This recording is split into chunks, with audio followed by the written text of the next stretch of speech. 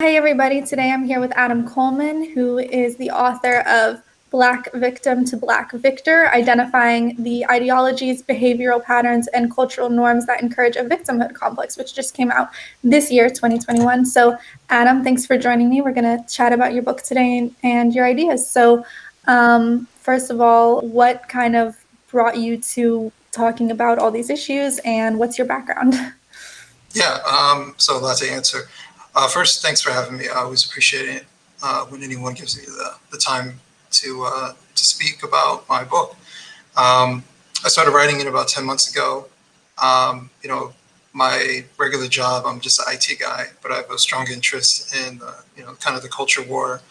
And I started getting more into writing a little bit more. I've kind of dabbled with writing just off and on. But especially after the death of George Floyd and just watching the conversation revolving around him, it led for me to want to, write about my feelings about the racial climate in America, or at least what's being portrayed. I had been wanting to write a book for a few years, so I just didn't have an actual topic to write about. I didn't know what to write about.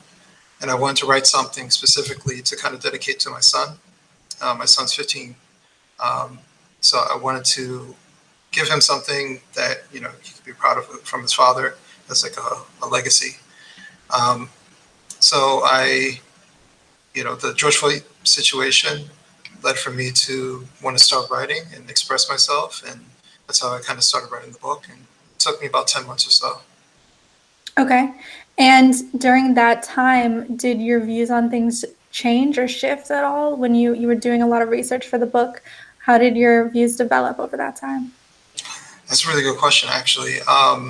It's kind of funny enough. When I started writing the book, I was more frustrated. Mm. Um, but I just started the writing process. Um, it was definitely more frustrating on my part. But the more I researched and the more I thought about things, especially like the role of government um, and all these different aspects of our society that kind of picks and prods at Black Americans, to me, I understand it more. So it kind of took away that anger. Um, and about, I want to say it was around November, late November, I went back and read the things I was writing in August, and I was like, that doesn't sound like what I'm writing like now. I sounded very angry and very frustrated, whereas my voice changed and I was more passive and more understanding and speaking more matter of fact. And that's when I realized, like, that's the voice that I actually want to portray. That's what feels more real to me. So I actually erased everything that I wrote previously and started over. Just rewording even some of the same topics, but just rewording it and writing it in my new voice and my new kind of like writing style. So I would have actually been done sooner, but I had to kind of go through that process. That's really interesting. It's always great to hear about how writers kind of work and shape their books. And has your Yeah. son read the book yet? He's almost done. Nice. So you Yeah. guys are having some interesting conversations. Yeah. He's it's been kind of weird. He's been watching like some of the other interviews I've done. We've watched some interviews together, and he's actually learning more about me because the book is very personal. I tell a lot of personal details, stories about my upbringing, and he knew about my situation as a kid. Growing up without my father, but he told me one day, reading it made him more appreciative of our relationship because I didn't have anything close to what we have. Mm. So it's been a really good experience. He's seen me even speak in front of a small audience. So I think my goal was to have him proud of his father. So I've been able to accomplish that. All right. And for people who are listening, what's kind of your thesis of the book or your main, the main idea that you're putting forward? The book title is Black Victim to Black Victor. So uh, it's kind of hard to answer because there's so many different areas. But you can say victimhood is like one of the main topics I'm talking about. Victimhood is a state of mind, is a state of being.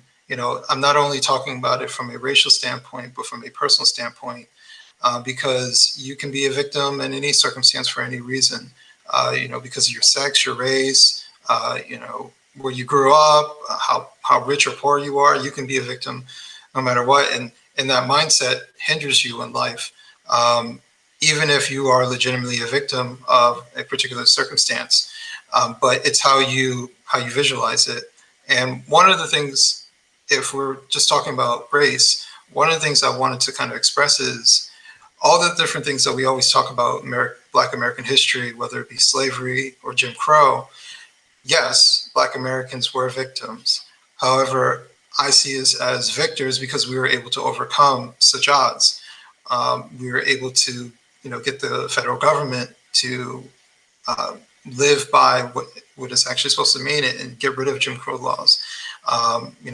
We fought a war, and part of the reason fighting a war was to get rid of slavery. So we had all these different things that we were able to overcome. And I think that's something to celebrate rather than to hold animosity, against other people. It doesn't solve anything, basically.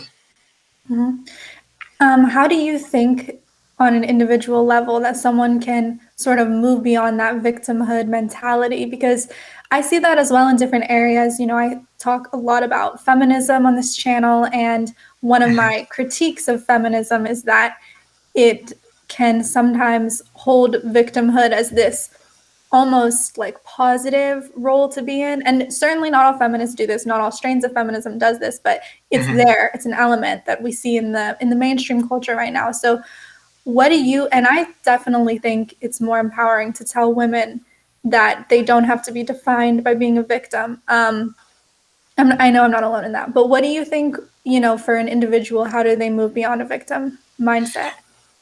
Well, one thing I started noticing in American society, there are people that profit off of telling you what you can't do rather than saying that you can do something. So I would say be wary of anybody who says that you are unable to do something because of something that you can't change. I kind of talk about that in the book. There's a chapter titled "The Ivory Tower Black Elites." These are the wealthiest Black Americans who tell you that, or tell someone like myself that I'm incapable of doing something because of a system of oppression, yet they're the ones with millions and billions of dollars. How did they skate past it? Did the system of oppression just skip over them? Or did they do something positive? Did they work hard to get to that point? And why is it that the loudest people tend to be the wealthiest, most influential people who are Black, who are peddling this particular narrative? And I take issue with that, and they profit from it too. I talk about even someone like Oprah.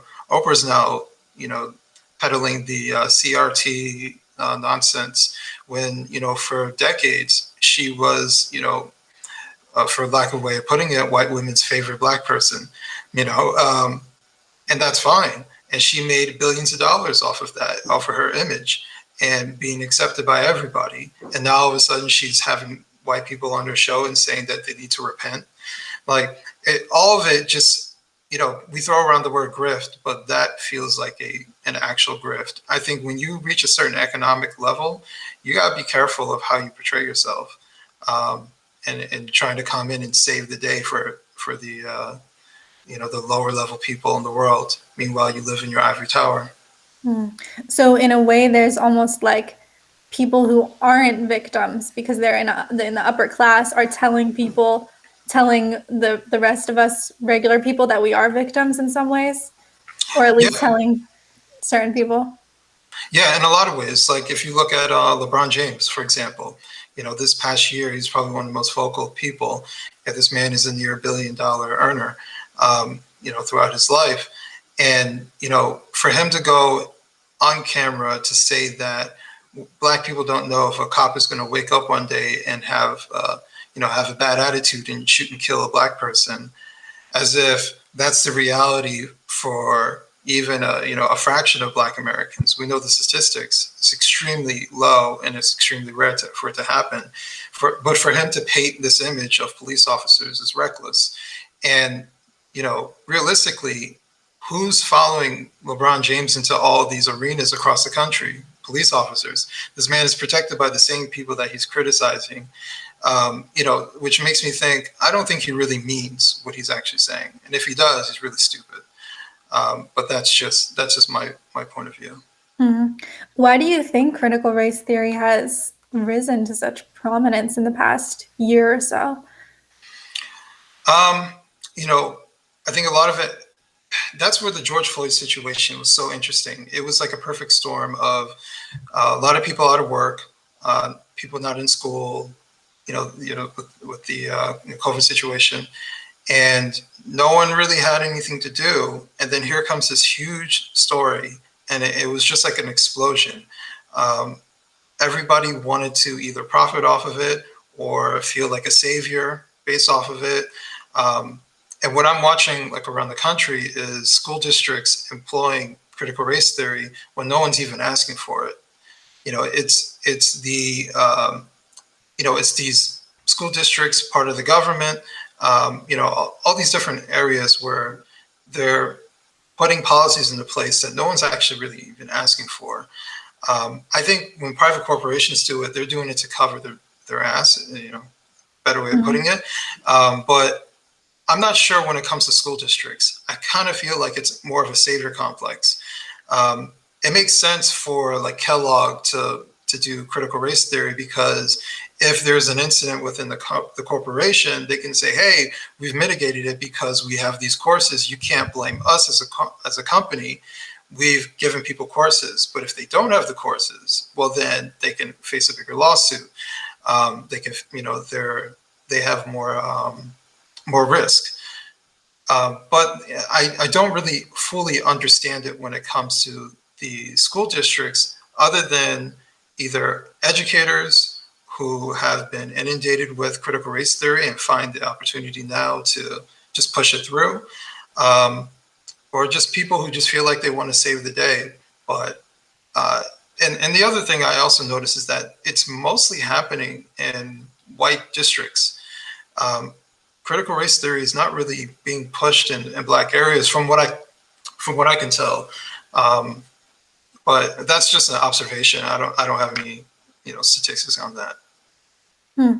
Yeah, so you're bringing up this idea of the white savior complex, kind of, or I've heard it also compared to like the white man's burden, the idea that white people, it's incumbent upon us to fix everything or to like save people, be the savior, as you're pointing out. And yeah, and then, okay, I wanted to bring up Robin DiAngelo. So she's, speaking of, the word grift, I mean, she's making a killing on this consultancy stuff. And it's kind of this like endless concept because you can never really not be racist, from what I understand of it. Yeah, it's like no matter how hard you try, you'll always be at the same point. And if from what I understand, she's basically saying that find a scenario and just find where the racism is, because it's always there. That seems like a terrible way to live your life. Let's say even if she's right, it still seems like a terrible way to live, to expect the worst out of people and to expect people to judge me harshly based off of what I look like. Prejudging people makes perfect sense. I make the argument that prejudging is part of our survival, especially someone who's a stranger, someone who's unfamiliar. But when it comes to what she's saying, she's making a determination, like this is what the situation is.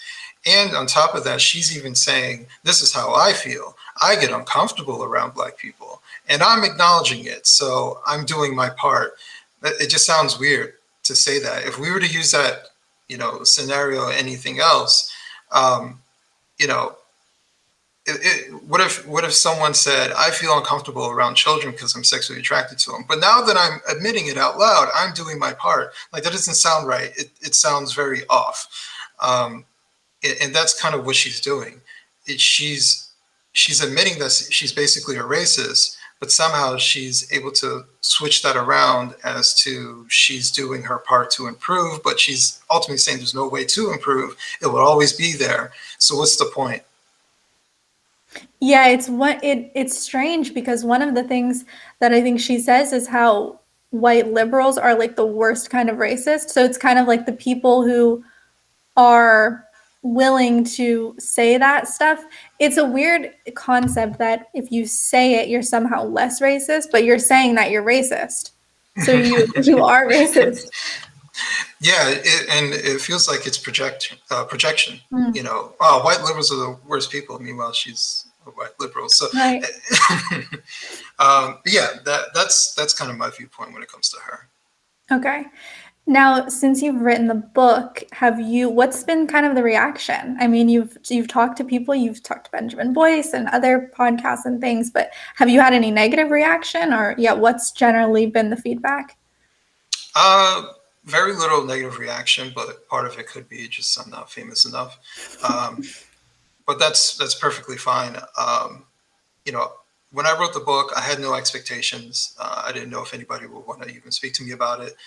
Um, but you know, I just wanted to express myself.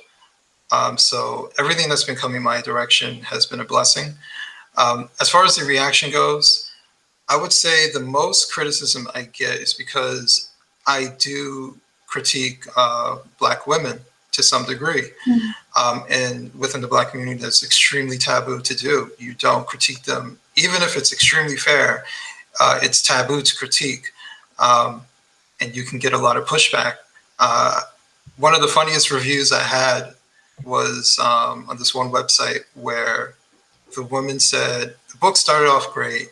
Then she made it to the chapter where I'm critiquing women, and she writes this, 2 paragraph long thing saying like it sounds like I have mommy issues and I don't like women and all these other things.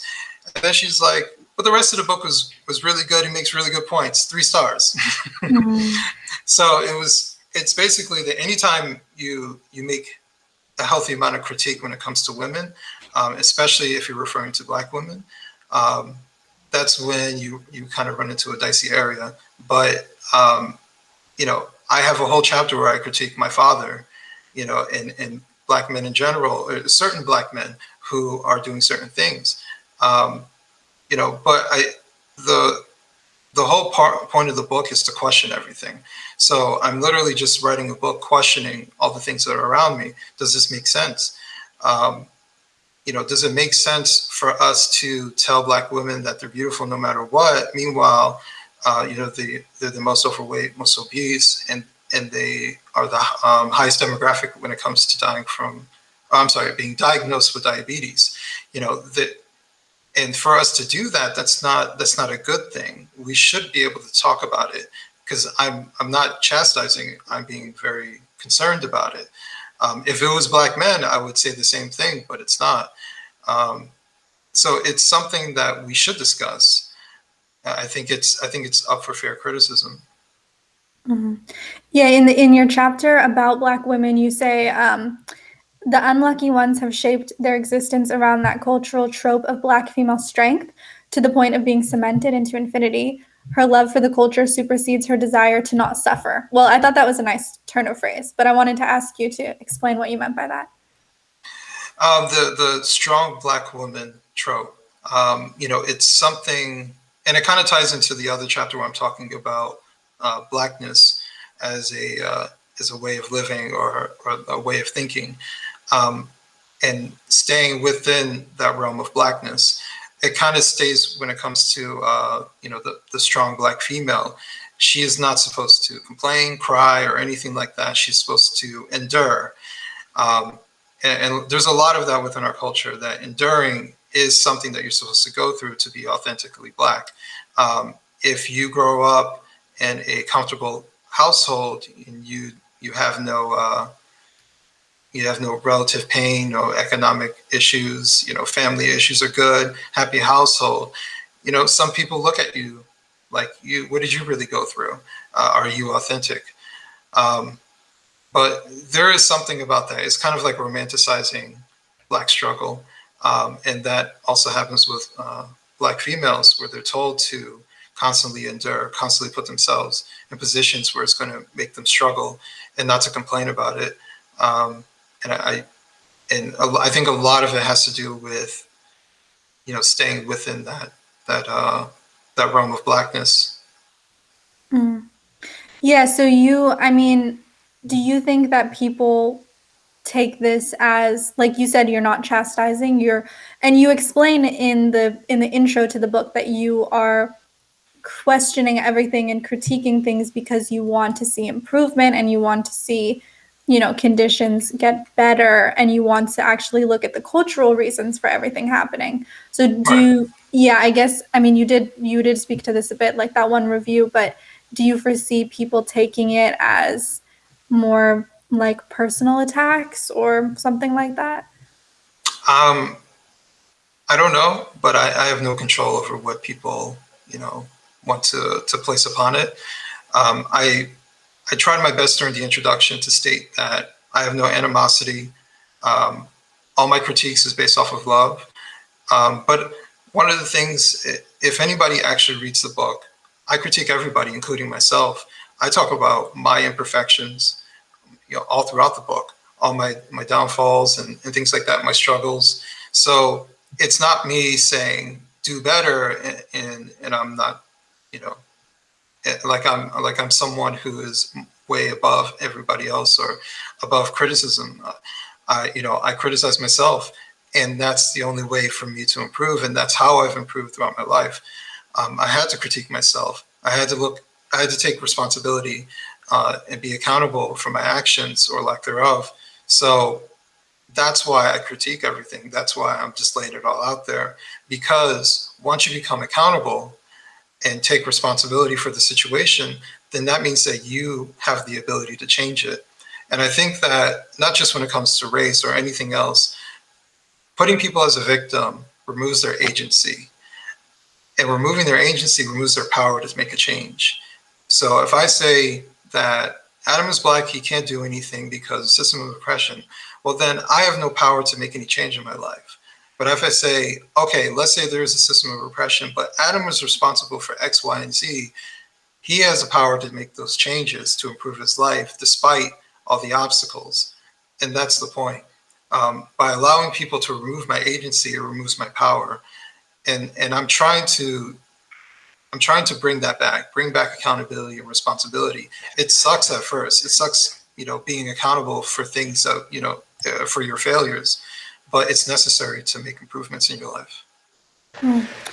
Yeah, I think that's a great point. That narrative that you're describing, this that we should ascribe people with agency rather than with victimhood, it's sort of it's a counter narrative to the CRT stuff or the identity politics, even in general.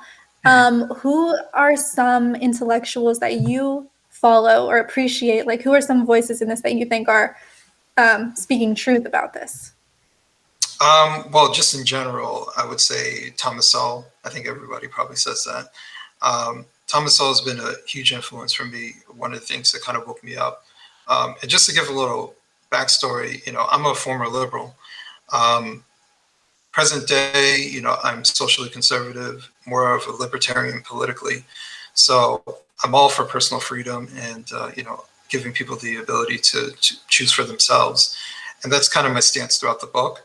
Um, but I do appreciate Thomas Sowell being more factual and stating, especially talking about culture, um, and giving more of a historical reference rather than the victim narrative that constantly is portrayed. Um, Not that the victim narrative isn't true, but it's not the only portion of the story. Um, as far as other people, I watch everybody. To be honest with you, I'm kind of a nerd when it comes to the culture wars. So I appreciate anybody with a varying voice. Coleman Hughes is another guy that I like listening to. Um, was it Walter Williams? Rest in peace. So there's a bunch of people that I like listening to, especially on the Black intellectuals, but even people outside of that. even other libertarians as well. Okay, so now I'm curious. You said you used to be a liberal. So Mhm. how long would you say you were a liberal? Were you like a lifelong liberal, or what was your process like? And then what made you question liberalism? Actually, I have a chapter talking about that in more detail, but I can give you just like a quick rundown. So I got into politics when I was about 25 years old. I really didn't know anything about politics. And my ex-girlfriend, she was the one who got me into it. But she, when you don't know about something, you ask people who do know, or at least people you think know. And what she told me was that the Republicans are racist and Democrats are for the blacks. So that was kind of my, you know, the way I operated moving forward. Um, I would say my transition started when I started traveling. I started traveling more often and just meeting more people. Um, and one thing in particular, I went to Madrid and I was in a pub and I met an English guy who's from Manchester who's been living in the Madrid area for a number of years. And we stayed in contact.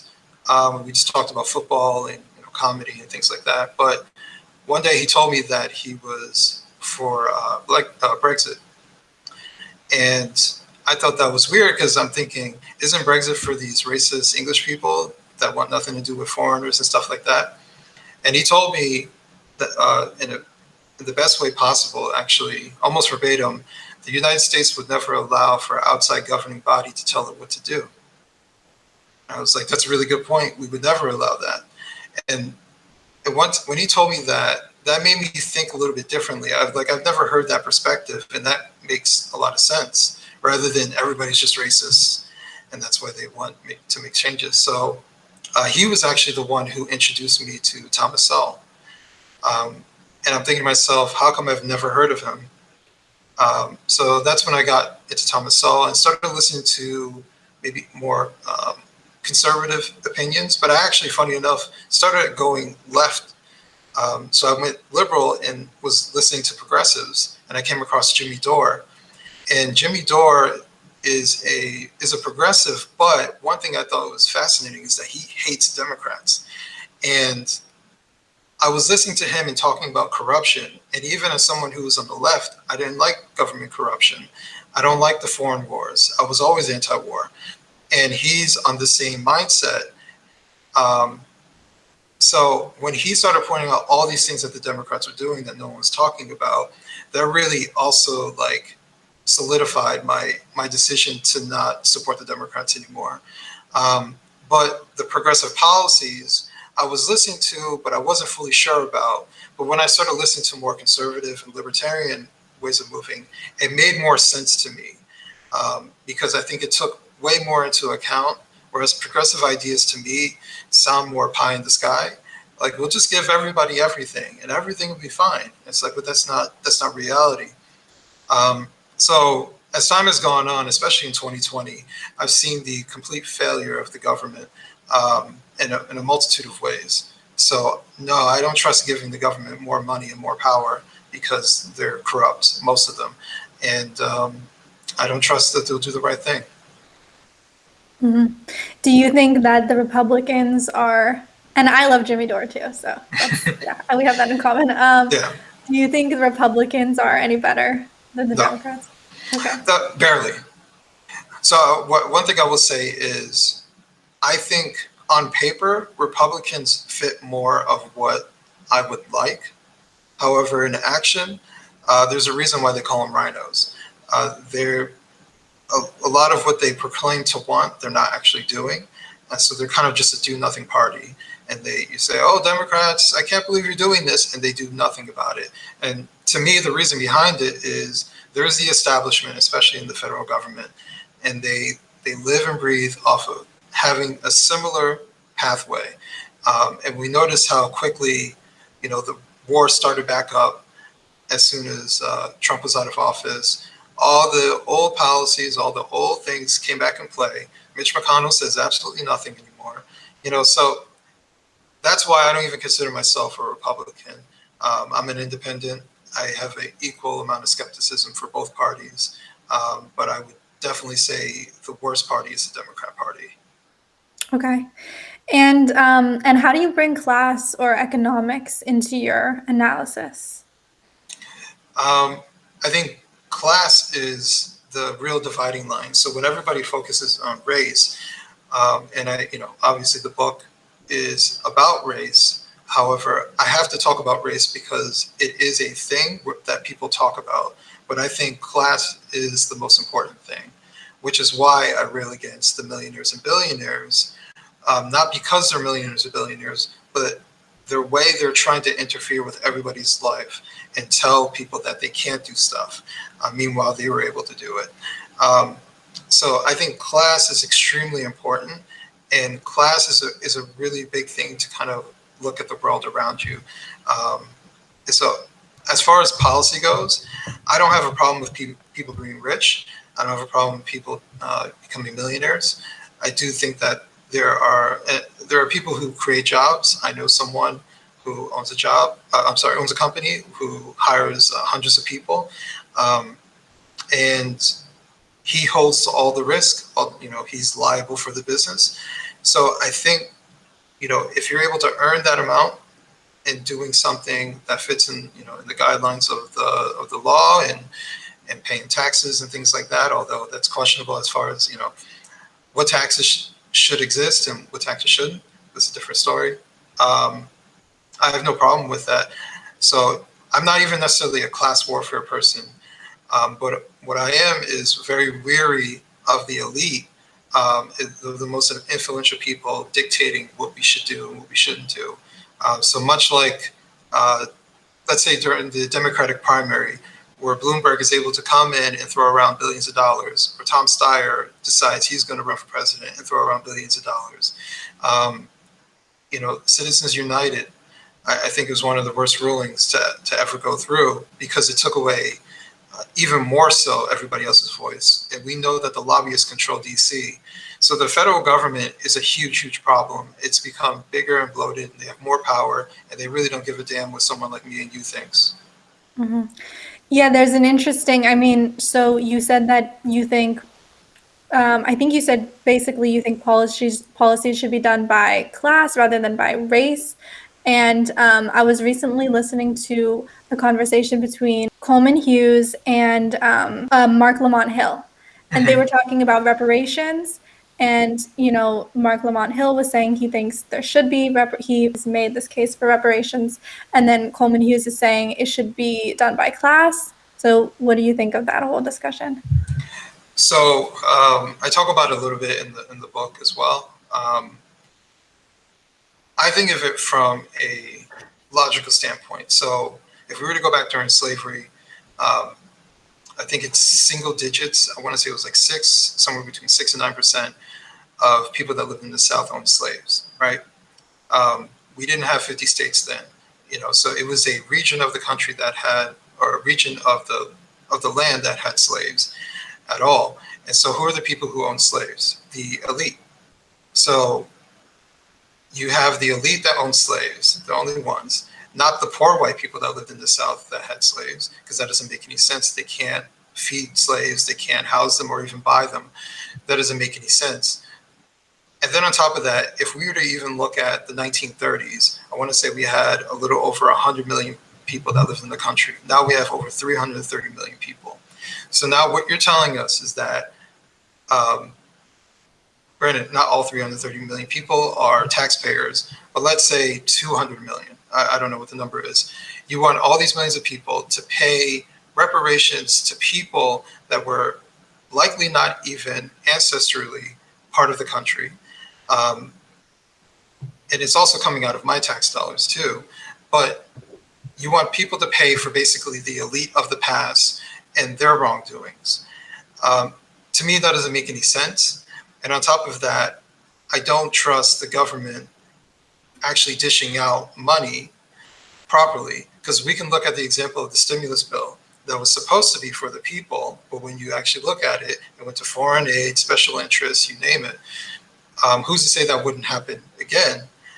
And on top of that, how do you determine how much money is worth giving someone who's not one generation, not two generations, but multiple generations past slavery, just cause.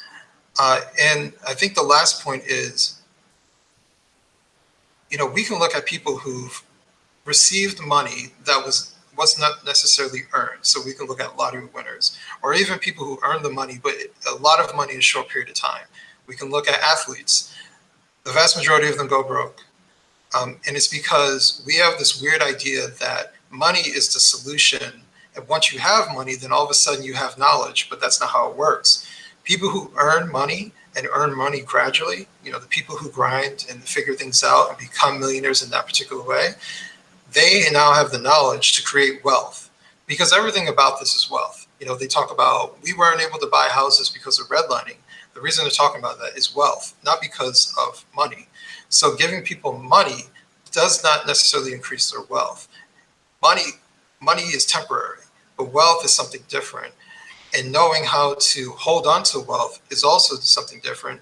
And then when they're talking about redlining, they're saying, because my grandmother couldn't buy a house in this area, I don't have that house to pass down. So what they're talking about is generational wealth. I could receive a house a generation later, but that doesn't mean that I'm wealthier. And especially if I don't know how to maintain that house, or I don't have enough money to pay the taxes. But what is something that you really need to pass down generation to generation is, how do you earn wealth? It's knowledge, basically. That's economic knowledge, is how people stay rich generation after generation. But there is no guarantee that this is going to even help people. If, let's say, I was to get $20,000, would that help me today? Sure, in some ways, but $20,000 goes relatively quickly. The average American, that's like, let's say the average person, the average man makes $40,000 a year. So that's half a year's salary. That's a nice severance package, but that money goes away. And then what? So the people who are already poor or don't have wealth, then what? How many reparations packages are there going to be? How many times are we going to let the federal government decide what we're going to do? So I question the idea of reparations today. If they were doing this 100 years ago, that'd be a different story. But I don't see the point of it today. Okay. And do you think there are barriers to people kind of like gaining wealth, or, pulling themselves up by their bootstraps, to use the cliche? Do you think that there are systemic blocks in place for people trying to do that? Absolutely. But there's systemic blocks for everybody. There's always some sort of hurdle for everybody. Are there more blocks for Black people? Possibly, but how do you even measure that? There is no law in the books that outwardly discriminates against Black people. As a matter of fact, these days, there's more leniency to make sure that doesn't happen. There's more favoritism to make sure that doesn't happen. The incentives to give Black people certain things, those things exist that didn't exist, decades ago. So my biggest thing has always been, or I shouldn't say always, but recently has been, if there is systemic racism, there's only one system that can put it in place, and that's the government. And it's always been the government.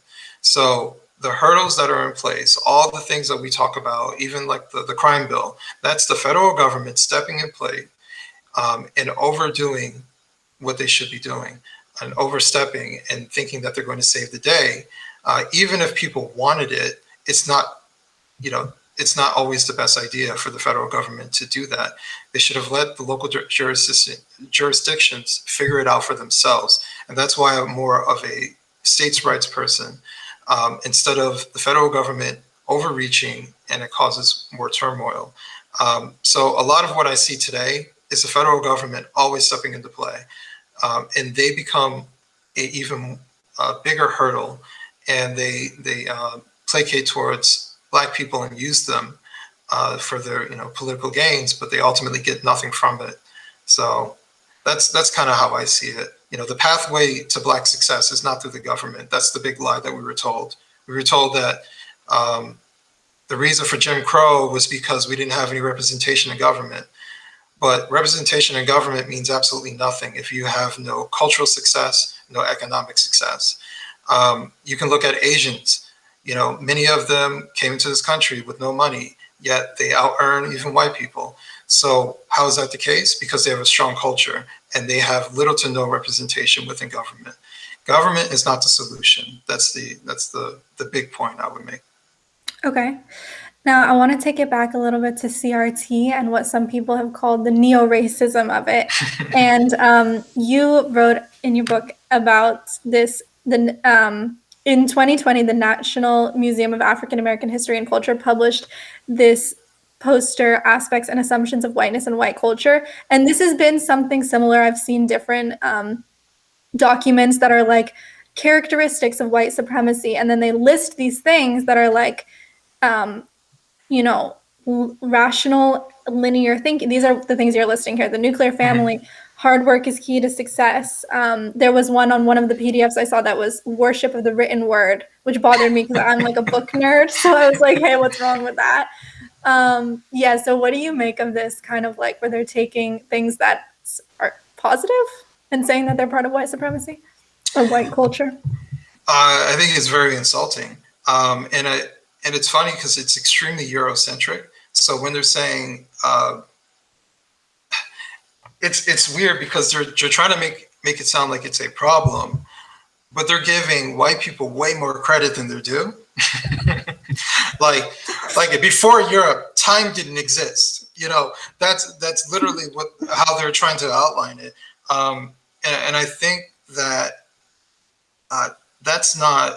To me, it makes no sense. It's not a realistic thing to try and hold above people and say that, because I think logically or I'm using rational thought or scientific method or whatever, that I'm somehow trying to assimilate with white European culture, as if Africans didn't do the same thing or any other culture. I mean, this is lazy information for lazy people who know the smallest amount of world history. One of the biggest problems that we have in America is that many of us don't even travel. And we don't talk to people who are from other countries. I just talked about this today. We need to listen to people who've been in other countries that have put policies into play that we are even thinking about. There are failed socialist countries or failed socialist policies that happen within Africa. That people are saying, hey, we shouldn't do that. This is what happened when we tried to do that. And we need to listen to these certain things. When people talk about communism, we need to listen to the people who lived through communism and see what it was like. So you need to learn from the lessons of the people who made those steps because they ultimately became mistakes. But we're very American centric. So this idea that everything started in Europe and ended in Europe is outwardly odd to me, especially coming from a museum that's dedicated towards talking about African American history. It lacks the historical context. Yeah, isn't math one of the things they're saying is white supremacy? And math was like created by Arabs in ancient history. So yeah, it's pretty silly. So I'm curious about your travels. Do you mind talking about that? Like, where else have you traveled that had an impact on you? So I traveled, well, just to kind of explain a little bit, I started traveling maybe 4 years ago. It was kind of like a personal growth kind of thing. So I started solo traveling. For the most part, kind of bouncing around Europe and just running into people from all over the place. So I want to say I've done 9 countries or 10 countries, something like that. From Western Europe, Central Europe, the farthest east I've been to is Turkey. So I just started bouncing around and meeting people. And actually, I would go back to certain cities because I would meet certain people and I would keep in contact with them. So I built friendships with people. So, I have friends in Germany and Spain and a bunch of different places. And I also started learning German. So I'm a little bit rusty as far as speaking it because it's been a little bit since I've been to Germany. I've been there, was it 8 times? Or no, not 8 times, like 6 times. So I try to speak as much German as I possibly can, but I understand it pretty decently and can read it decently. Cool. And Kat is trying to get on the interview. Where do you plan to go next, or where do you hope to go next? I'm actually getting married in September 17th. And for our honeymoon, we're going to Turkey. So we'll be going to Istanbul, and then we'll be going to the coast. So it was a COVID-friendly kind of situation. Yeah, so it was kind of like the safe bet. Mm-hmm. Cool. Well, congratulations on getting married. That's exciting. Thank you. So what else do you want to talk about? I mean, I just want to give you the opportunity if there's something that I didn't ask about the book that you want to make sure people know, or just about you in general, your ideas. Yeah, well, also to add, I'm the founder of Wrong Speak Publishing, so wrongspeak.net. And, I started it just as a platform just to be able to get my thoughts out, just random thoughts. And I started doing that also when I was writing the book. I put some excerpts on there during the writing process too. But now what I'm kind of doing is trying to help people express themselves as well. So I accept contributor posts. I try to be thoughtful, not overly biased. We all have our biases, but I try not to be extremely partisan. I think that's a better word. And I just want to express myself the best way possible. So I always invite people to come on there and write and be heard. Excellent. So, so is that where people should find you? Wrong Speak Publishing, if they look that up? Yeah, Wrong Speak Publishing, or go to wrongspeak.net. All the contact information is there. If you want to purchase the book, you can go through there. It's also on Amazon and barnesandnoble.com. Mm-hmm. Great. And they can follow you on Twitter. Is same handle, Wrong Speak? Wrong_speak, yes. Okay, great. And I'll link that below. So awesome. It was really great to get to talk to you, Adam. To everyone listening, please go check out the book, Black Victim to Black Victor by Adam Coleman. And yeah, thank you so much. Thank you. I appreciate it.